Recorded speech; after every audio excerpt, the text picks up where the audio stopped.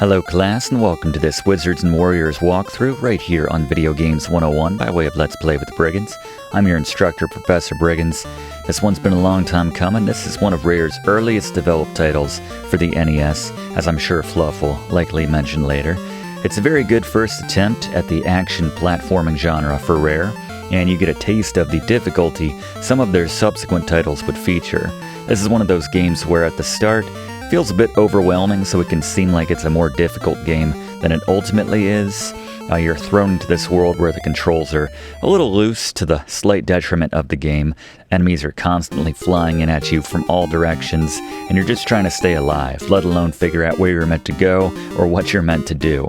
It's worth mentioning, you do get unlimited continues in this game to pick up where you died on demand, so that certainly helps, but in terms of difficulty, I'm going to give Wizards and Warriors for the NES a 7 out of 10. On the frustration scale, this equates to punching a hole through the wall, but don't worry, we're going to be showing you the most efficient route through this game. Blaze is going to explain what the many pickups and special items do, both permanent and temporary. Gary's got your boss beaters, and Fluff will share some interesting facts and background on this game, so let's run the intro, get into this Wizards and Warriors walkthrough right here on Video Games 101.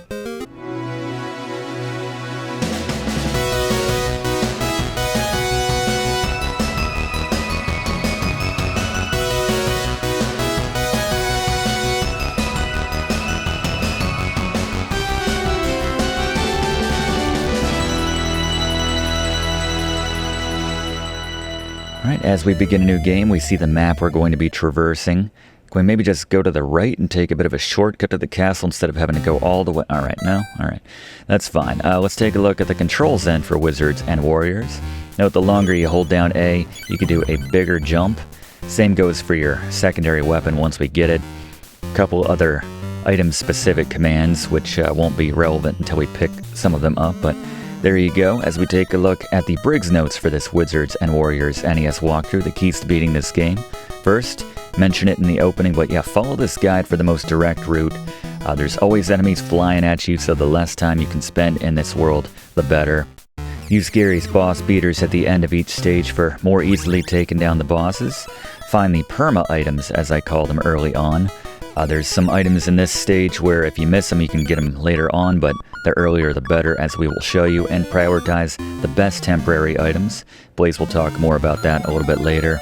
As we pop in this tree here, every time you open a chest, you get 21 gems, assuming it's a gem-filled chest, but each stage has a certain number of gems which you have to collect before you can make your way to the boss. In this case, the number is 100. I will be showing you where to grab. You can see a lot of free gems just hanging out in some cases. There's a couple more chests we'll be grabbing. There's also a shortcut at the top of this tree here. Not a shortcut so much, but the way to get on top of this tree is there's a mechanic where you can jump off of an enemy right after you take damage. Just hit that A button again. And that allows us to get up here and find ourselves a very useful item early on. It's Blaze's best here in Item Sky. Our first permanent item, the Shield of Protection, automatically repels projectiles so long as you're facing them and not attacking. A very useful passive effect item. Thank you, Blaze. And there are a number of hidden doors which you can find in the world of Wizards and Warriors. We found our first one right there, kind of midway through that third tree in the center block.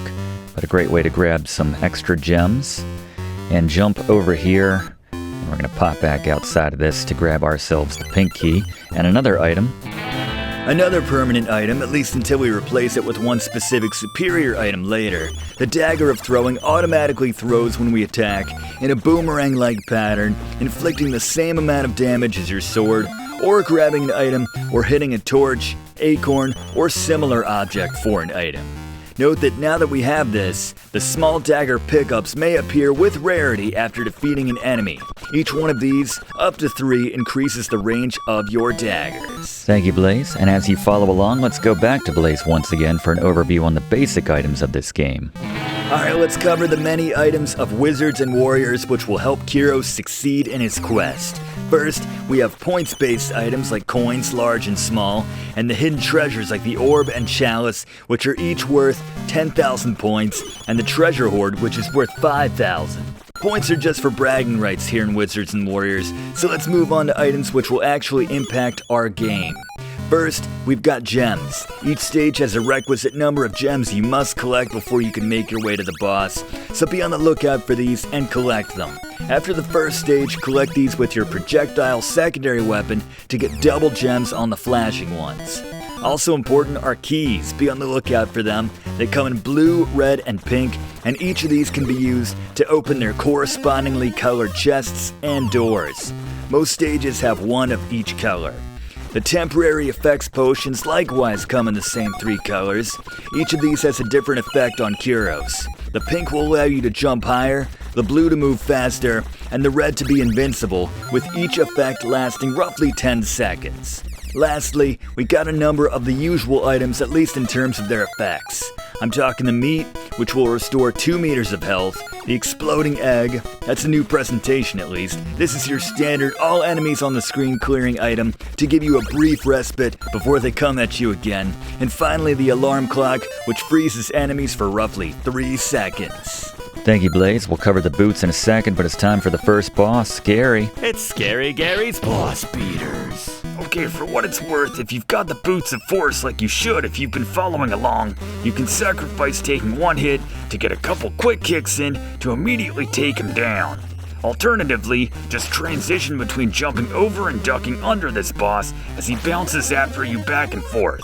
Remember, you can deflect the projectiles with your shield if you have it, making this boss pretty easy. If you just toss your daggers from a safe distance, take him down.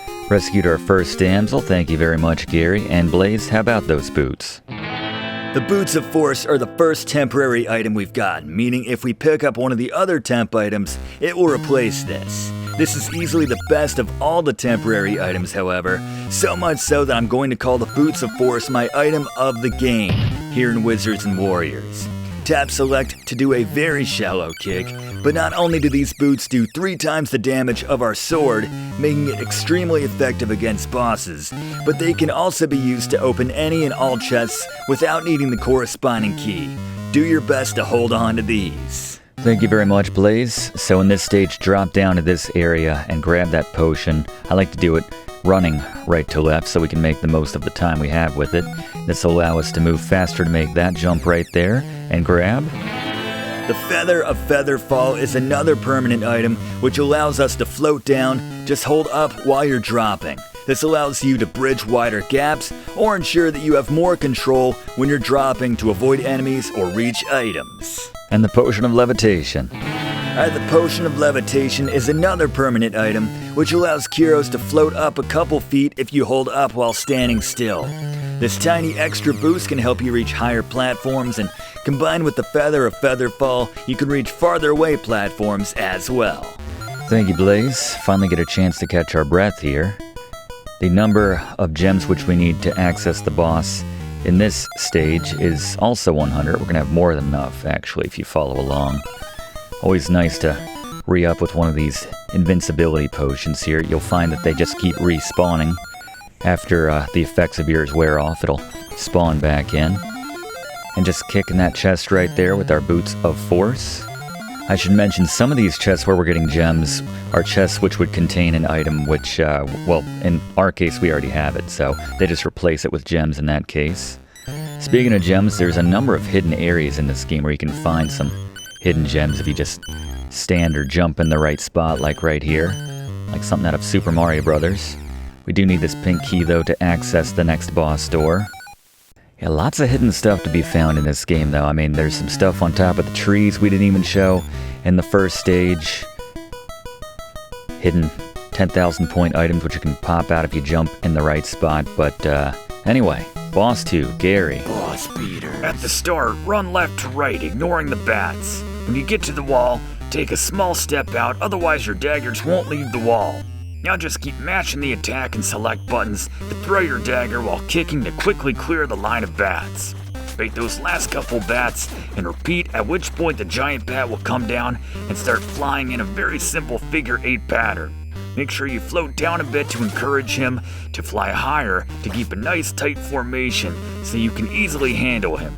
When you defeat him, you'll find that Pinata style he was filled with ghosts. A couple quick kicks is the fastest way to clear them out as well. Thank you very much, Gary. Now let's give that a shot once we get these last couple hits in. You can see the damage stacks a little bit when you get the, yeah, it's pretty satisfying. The damage stacks when you get the dagger behind the boss in some cases. When it comes back, it can get a couple hits in. Quite nice, like that little smack he gives, a little stab of the line. You think she'd drop down a little bit faster? A little more violently, I guess, is the best way of putting it. Didn't mention this in the controls, but you can damage enemies with your feet in this game. Really just, as long as an enemy's in front of you, you can do damage to them. But yeah, the boots of Kyros, if he like comes in on them, enemies, if they fly into your boots, or if you're flying towards them, then it's an easy way to do some damage to them. That's why you can see us kind of hovering over some enemies and not taking damage in some cases. But if they get behind you, then yeah, all bets are off. I'm going to use my boots here to swap them out for the Staff of Power. So now if we hit select, we can have this slightly more powerful attack, ranged attack right here. We'll bring in Blaze to cover the rest of the temporary items, the replaceable items here in a little bit, but yeah, I don't necessarily think it's the worst idea using it for the next couple stages before we go back to those boots later on, but just wanted to mention that. The number here is much lower that you need to access the boss area. It's only 50 gems, so we're good now that we got this. There's an item we don't want to miss over here, Blaze. The final permanent item we find is the Battle Axe of Agor. This axe has an upgrade for and replaces your knife, dealing twice the damage of either the knife or the sword. Similar to the knife, now that we've got this, small axes will begin to appear with rarity after defeating items now and then. Be sure to grab them because once you grab your fourth small axe, you'll be able to throw a second axe at a time. Thank you very much, Blaze. So now we have options with our ranged attacks. We can stack them up a little bit, but next boss. Boss beater. Okay, for this boss, you should now have the axe, so use either that or the staff like the professor's using, and jump over the boss when he touches down, and lure him side to side, getting your hits in. Deflect his shots, repeat this pattern, don't forget about the pinata ghosts who are a fact of life from here on out for the most part. Take him down. Thank you very much, Gary. And in this next stage, the requisite number is 200 gems.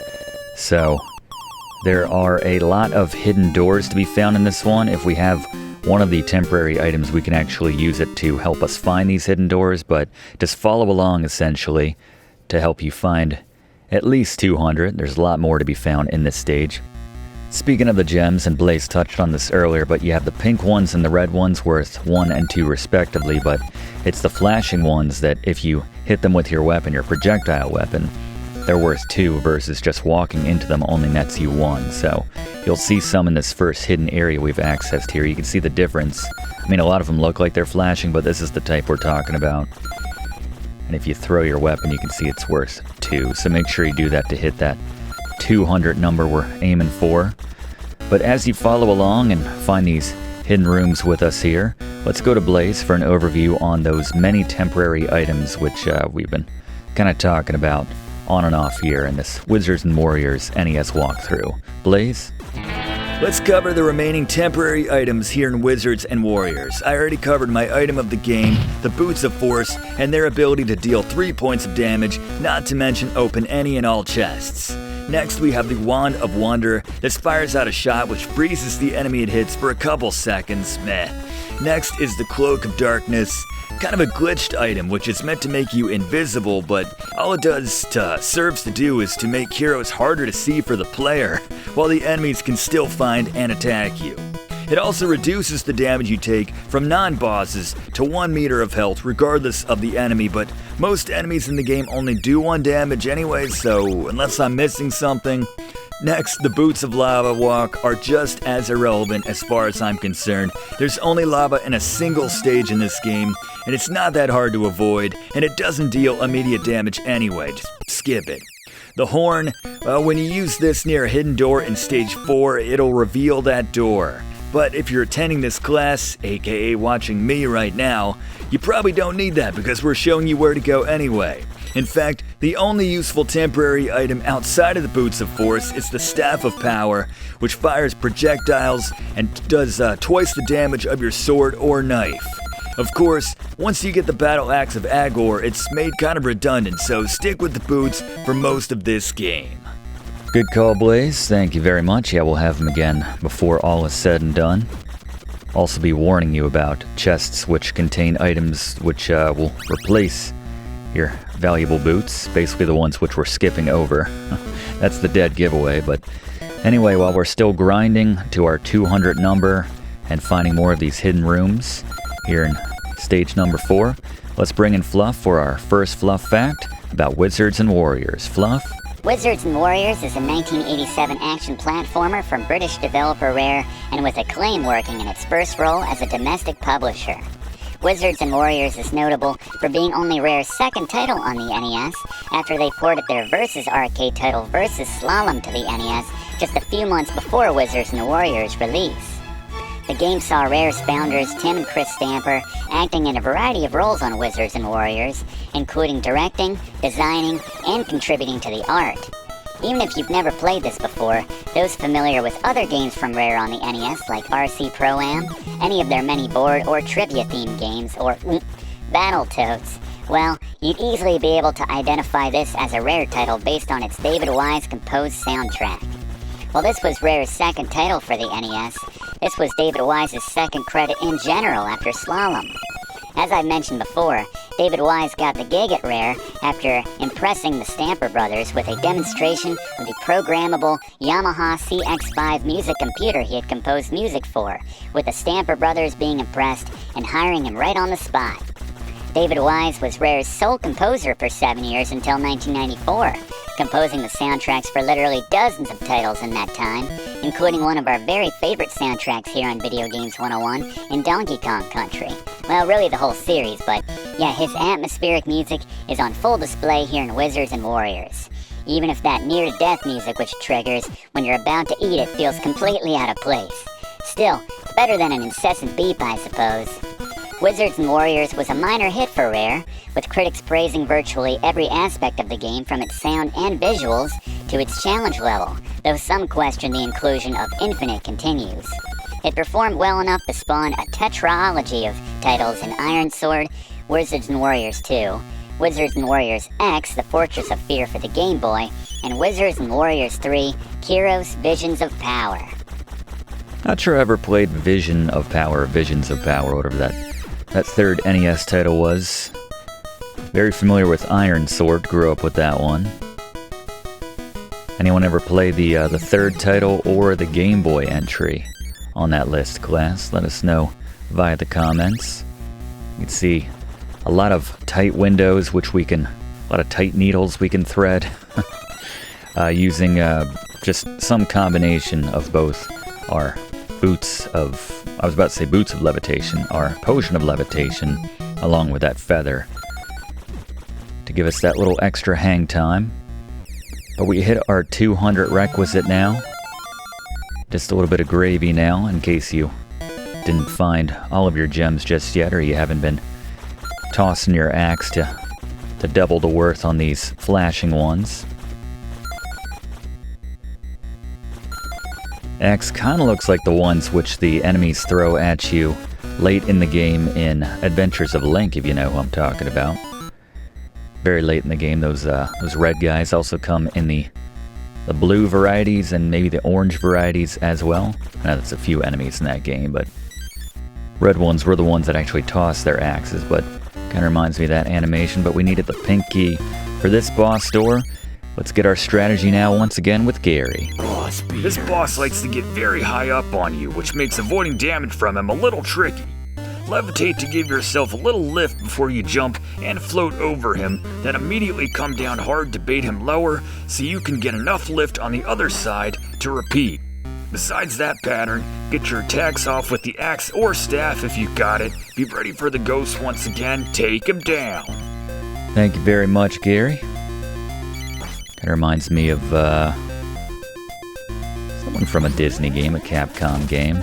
Also, if you take him out with distance with your staff, Makes handling those ghosts a little bit easier, gives you some breathing room as they make their way to you. Who we cutting down and rescuing this time? Which damsel? Griselda. There you go. Zelda in the title. Now on the stage 5, and this one shares a lot in common with the first level we began the game in. Obviously, aesthetically, as we're climbing the insides of trees once again, and the outside of this area is going to look very familiar as well. This first area is very simple, very safe though. Just slowly climbing our way up. If you want to wait for one of the spiders to come down, one of the two, or both of the two spiders to come down before you start moving around and reacting, it's a little bit safer. We have an opportunity to replace our boots of force in this level. We'll be taking that opportunity. And I think Blaze mentioned this, but we can take out these, I think the instruction manual refers to these as acorns. They're hidden gem area right here. Going Super Mario again. The number for this stage is 100 gems, for what it's worth, to access the boss. It's only one stage where the gems are really hard to come by. That's much later on in the game. Yeah, you can get coins and the occasional goodies from taking out those acorns or torches or whatever they're referred to in each stage with that secondary weapon. Still looking for more of those miniature axes to double up our amount we can throw at a single time. There's a long slog, though, to the top of this tree. Finally made it. And a few more hidden gems, as well as one of those screen-clearing eggs. Explosive eggs. So now that we're topside, Fluff, I understand you have a Fluff fact as it relates to this stage. There's a glitch spot on the ground level outside here in Stage 5 where you can accidentally perform a reverse warp. If you stand at the leftmost wall until the screen stops scrolling, you'll find if you tap up a few times, using your potion of levitation, each time Kyros will inch farther to the left until you see the game spit him back out on the right side of the screen. You might not realize it, but you just successfully warped back to Stage 1. And no, in case you were wondering, it doesn't work both ways, so we can't warp forward to Stage 5 from the first stage. Now at first blush, you might be thinking this is like something out of Super Mario Bros. The Lost Levels, where they punished you for warping in some cases and sent you backwards. But in Wizards and Warriors' case, this glitch actually makes it easier to quote-unquote beat the game. I say it in quotes because if you continue on from this new Stage 1 all the way to the end of Stage 3, defeating that boss, the game will treat it as if you just beat the final level and the final boss, and thus rescued the princess. I guess as long as you played some combination of 8 levels, even with some repeats, that counts, but yeah, definitely one of the stranger glitches we've covered. Thank you, Fluff. Yeah, that is a weird one, and word of warning, I have gotten stuck trying to do that before, actually, for what it's worth. That is the thing, couldn't get out of the, couldn't do anything, couldn't be killed to restart, the stage, so yeah, just basically a game over. A soft lock, if you will. And there's some hidden treasures up here in the canopy of the trees.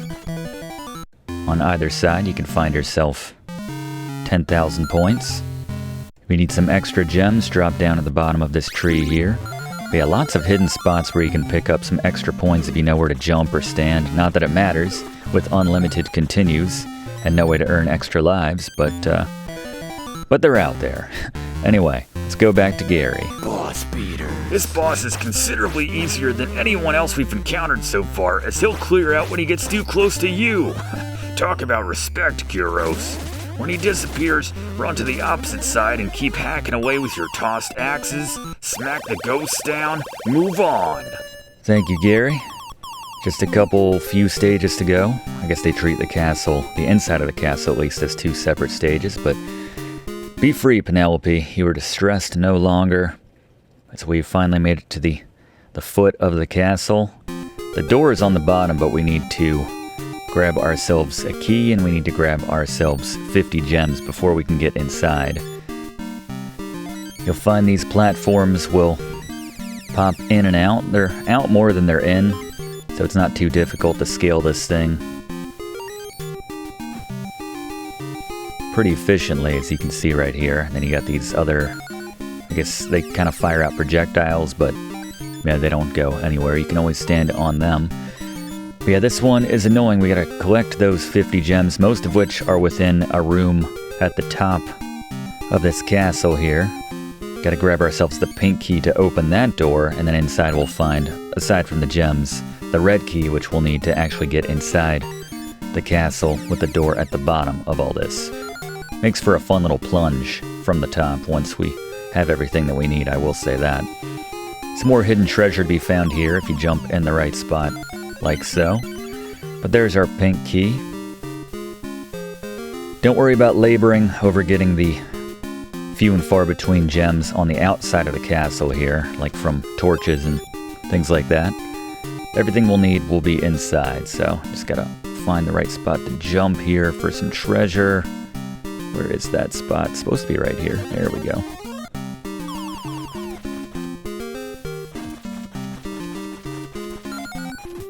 And obviously always be holding that up button to float down to make sure you don't drop further than you mean to.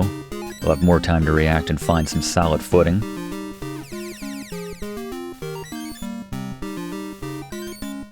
Yeah, the music here, it's simultaneously, I mean, it sounds very good, and here's the door at the top, and then one more treasure to be found. It sounds very fantasy and, you know, medieval times type music, but also it sounds a lot like Anticipation. I'd say of all the David Wise early NES titles, probably more than anything. And then, yeah, as Fluff mentioned, the the close to death music, that's something else. It was an interesting choice. Note the hidden door, though, from the start, just straight up. And make sure that you use your ranged weapon here to optimize all the gems which you collect. These blue skulls are very, very frustrating. The meat is very few and far between here, so if you're at or near full health, make sure you save some of these for the return trip, as we're probably going to be taking a decent bit of damage. There's another hidden door right here. And between those two hidden doors, you should have pretty much all the gems which you need to hit that 50 spot.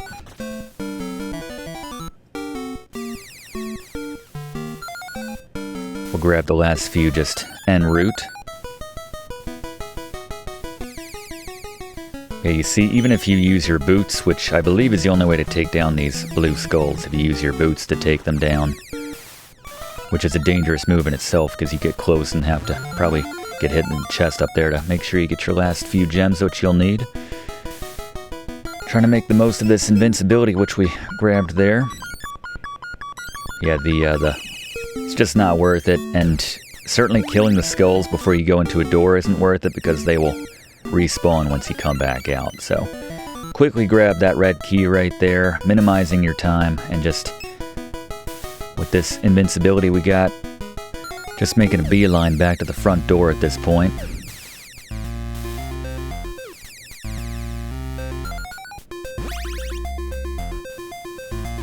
Yeah, this is the music. We've heard it many times. First many times I was playing this, now it's just whee! Let's jump over the edge. Try to stick to the left side as it's less eventful, aside from this tower, which forces you to the right a little bit. But yeah, the first many times I was playing this game, I couldn't figure out what that music was meant to signify. I thought, alright, am I temporary invincible? Took a while to realize, oh, I'm down to 3 or less health, I'm almost dead.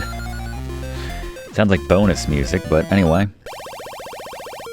No boss at the end of this one. I like the bouncer, kind of the bizarro version of Kyros, just working the door.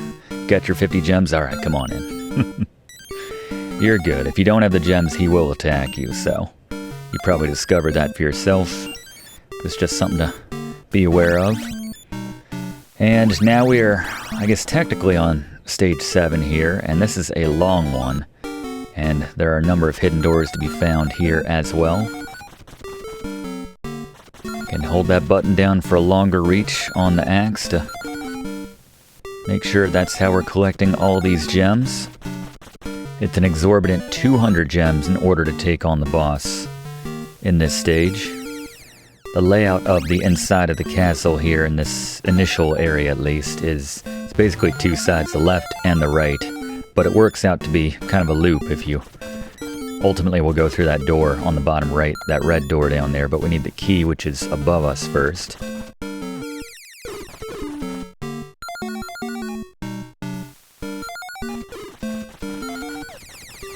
Fair number of hidden rooms along the way to help us reach that 200 gem requirement. Okay, just going a little bit out of our way here, just so we can grab the red key first, and then the kind of adjoining section, which has a different kind of background from this. We'll have the blue key, which we'll need to get to the boss once we have those 200 gems, of course. And that'll put us out at the top of this area. Then we'll just work our way down the left column into the exit, and by then we should have more than enough gems by way of the hidden rooms along the way. These gargoyles aren't too bad. They don't fly in as quickly as some of the other enemies we've dealt with. Their hidden spot right here for some freebies. Grab some meat here, and the red key is right up there. Hate floating in backwards without anywhere to touch down and turn around when you have enemies flying in behind you like that. And now we'll just quickly drop out the way we came in. And the door is down there and to the right, but I did leave some meat over here on the left, so we're not coming back this way, so I might as well grab it now.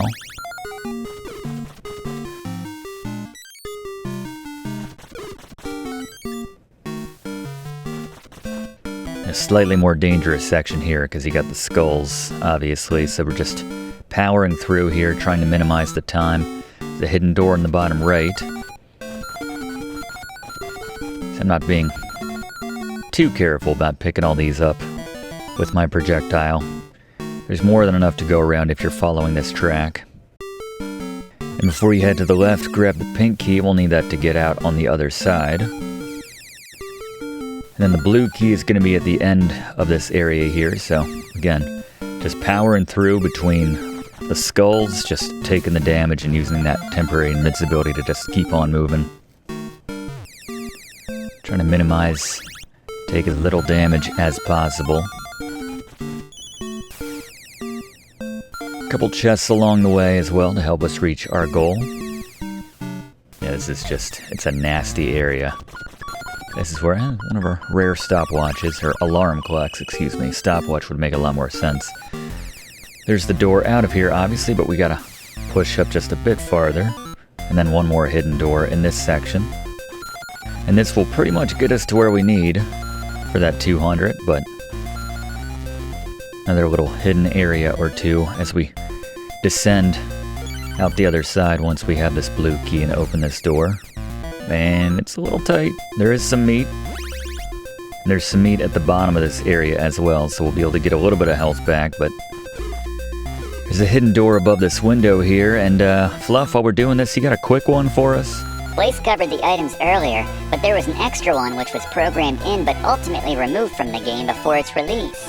It's even listed in the manual, but this map-like item, referred to as the scroll in the manual, would have allowed you to access the map for a few seconds to see your position and get an idea of where the doors and remaining treasures were located. It also was to occupy your temporary item slot, so hard decisions would have had to have been made before picking this one up.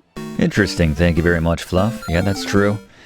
But again, if you're following along with us and a couple final meats, which we can grab, there's a couple more chests if you need some extra gems. We're just gonna make a beeline for this door, but if you're following along, you're probably good. Anyway, Gary. Boss beaters. At first, this boss is kinda cute and very easy to dodge. In fact, his first few phases, he's relatively easy to dodge because he's so small.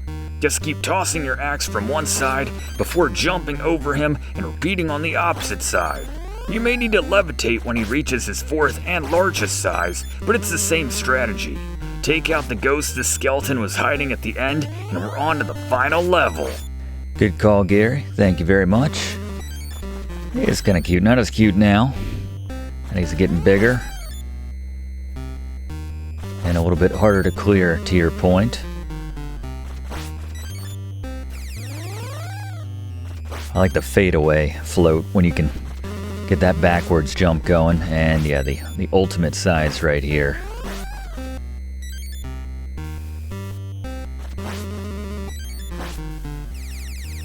A little bit of a window when he goes high, but there we go.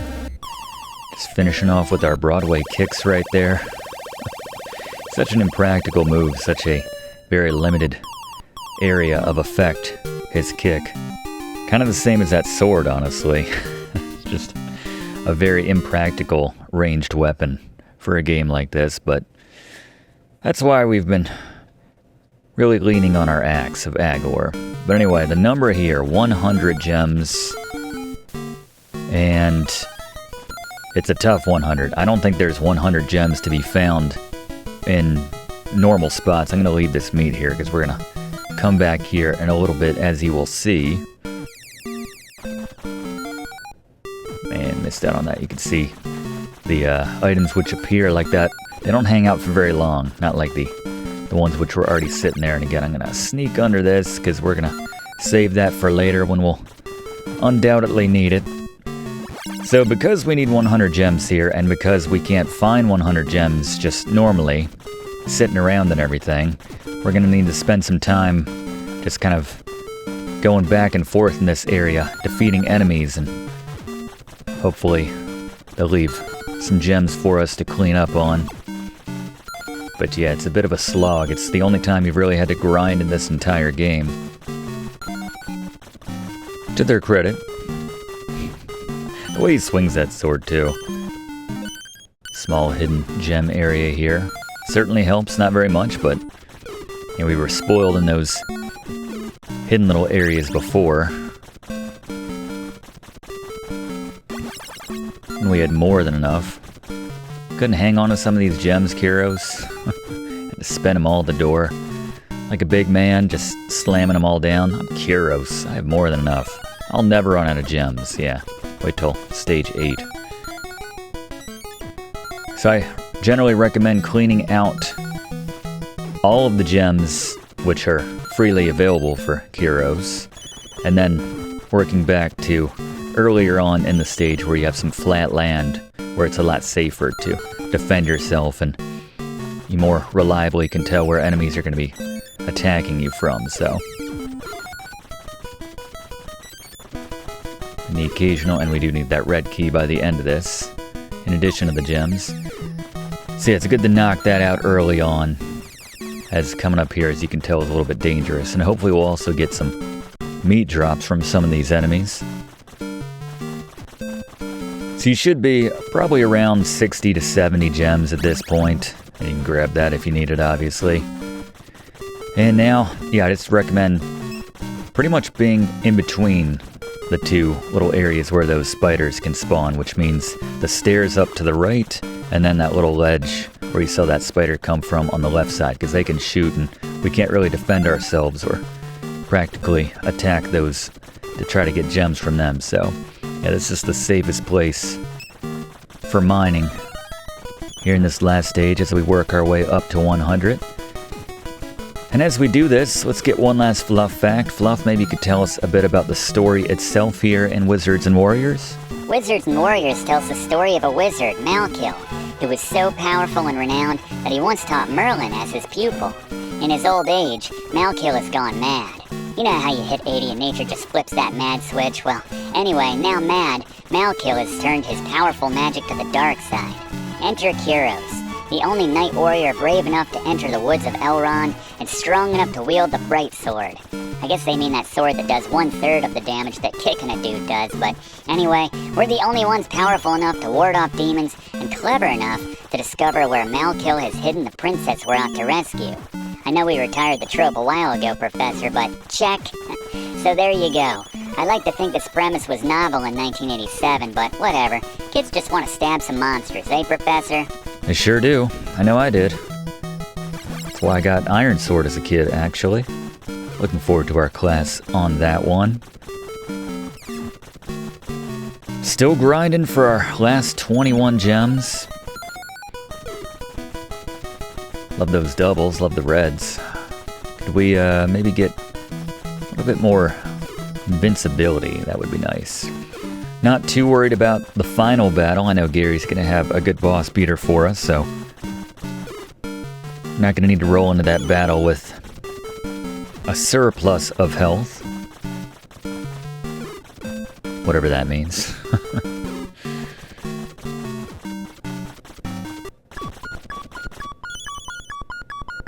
It may have just worked against what we're actually trying to do. Again, not sure why the alarm clock stops enemies. Just rip off Legend of Zelda Rare and call it the magical clock. That's what everybody else does. Meaning everybody else rips off the Legend of Zelda. They certainly were in 1987.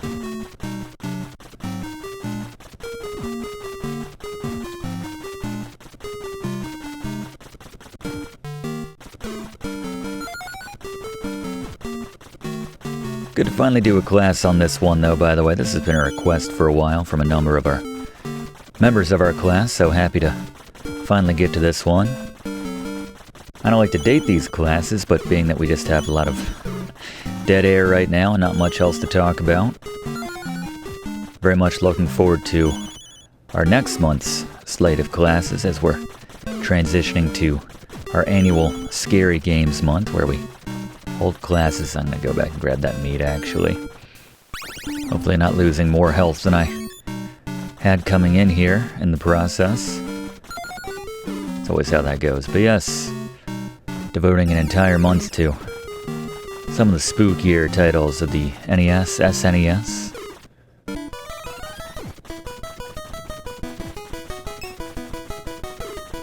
Spiders seem to be paying out slightly better than some of the other enemies. Maybe it's just the random nature of it.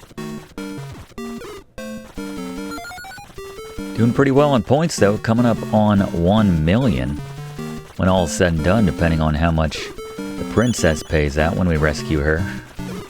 That's why we're in it. Alright, 99. We can start to make our way back toward the door. Hopefully the bouncer will get out of the way.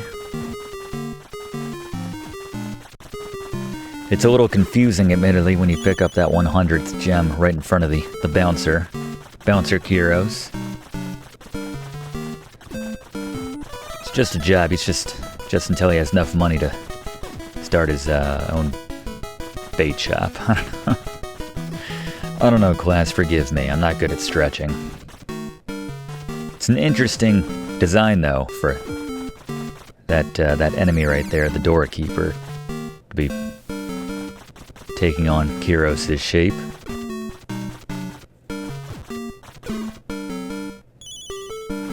They are getting stingy here at the end, aren't they?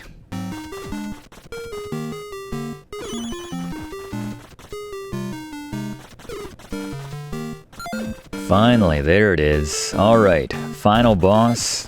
Gary, take us home. Boss beater. Alright, I've got an extra effective strategy for old Malkil, which is predicated upon standing in this spot, just so that the tip of your helmet is lining up with the leftmost edge of that higher left platform.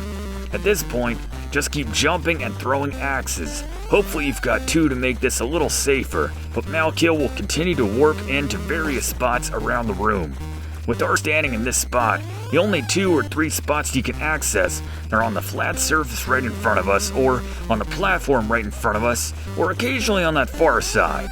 The constant barrage of axes will either boomerang and hit him, or one of his projectiles, making this spot and strategy practically airtight for avoiding any damage. Keep this up for 12 hits, and congratulations, you have beaten Wizards and Warriors. Thank you very much, Gary. Excellent work today. We'll point out if he does get a hit off on us, he'll get 1 health back. Doesn't happen often from this spot, because you can also just jump up, as you can see right there, to destroy his projectile. So a lot of different ways to ensure that you don't take damage. And then one last time, the pinata ghosts. And to the door we go. And that should do us. 970,000, excuse me. Plus 100,000, there's the max score. Pretty tasty, class. Rescued the princess. Thy search hath ended. Very satisfying. Well, there you go. That's our time this week. Big thanks to all my TAs for helping out with this one. If you haven't already done so, please consider subscribing to enroll in these classes. We do one of these classes every single week in the same spot. Love to have you enrolled. Click that like button too if you don't mind. Really does help us out to make future classes for you. And leave a comment. What is your favorite title in the Wizards and Warriors trilogy for the NES, or maybe that Game Boy title? Your pick, Open Swim. Is it Iron Sword? Is it the original here? But here we go. VGO. As we join the ranks of the great WoW. Alright. I think we're the only great ones on that list. The only one to be knighted there. That max score. Sorry, PP, but... Anyway, we'll see you next week in the same spot for next week's class right here on Video Games 101. Thanks for watching, and don't forget to like and comment on this video, and click subscribe if you haven't already, as this seriously helps me to keep making great content for you. And check the description of this video to see what song is playing right now. Can't wonder how did I